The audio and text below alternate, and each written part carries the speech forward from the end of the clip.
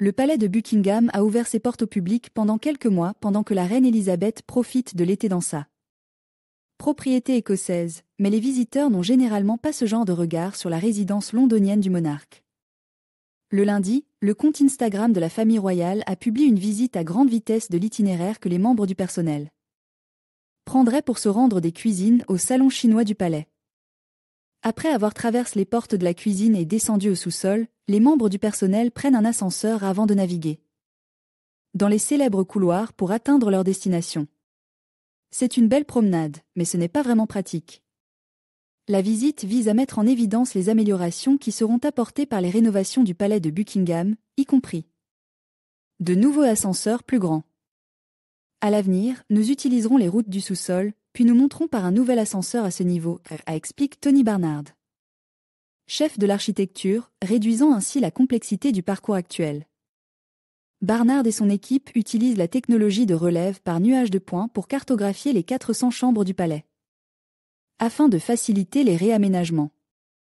En novembre 2016, le palais de Buckingham a annoncé qu'il allait subir une rénovation d'une décennie pour un montant de 460 millions de dollars.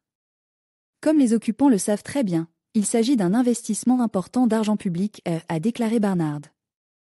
Nous utilisons consciemment des technologies telles que les relevés par nuage de points pour montrer que nous avons un bon retour sur cet investissement afin de concevoir des modifications qui permettent au palais d'être plus accessible et de mieux fonctionner. La refonte devrait inclure le remplacement de 176 km de câbles électriques, de 2500 radiateurs et de 36 000 mètres carrés de plancher.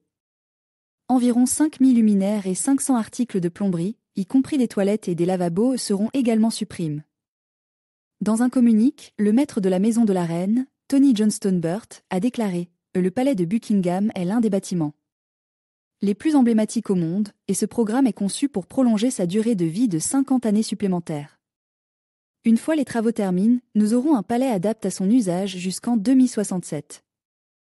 Le programme s'attaque à des parties de la structure que vous ne pouvez pas voir de l'extérieur, la plomberie, l'électricité et autres services essentiels du bâtiment qui n'ont pas fait l'objet d'une mise à niveau complète depuis SX décennies. Nous prenons très au sérieux la responsabilité qui nous incombe de recevoir ces fonds publics. De même, nous sommes convaincus que, en investissant dès maintenant dans le palais de Buckingham, nous pouvons éviter une défaillance du bâtiment beaucoup plus coûteuse et potentiellement catastrophique dans les années à venir. Nous sommes également convaincus que l'option que nous avons choisie, la rénovation progressive sur 10 ans, offre le meilleur rapport qualité-prix tout en permettant au palais de rester pleinement opérationnel et occupe les grands événements royaux tels que les garden parties annuelles de la reine, le défilé de la couleur, les visites d'État, la relève de la garde et l'ouverture estivale du palais de Buckingham devraient se poursuivre normalement pendant les rénovations.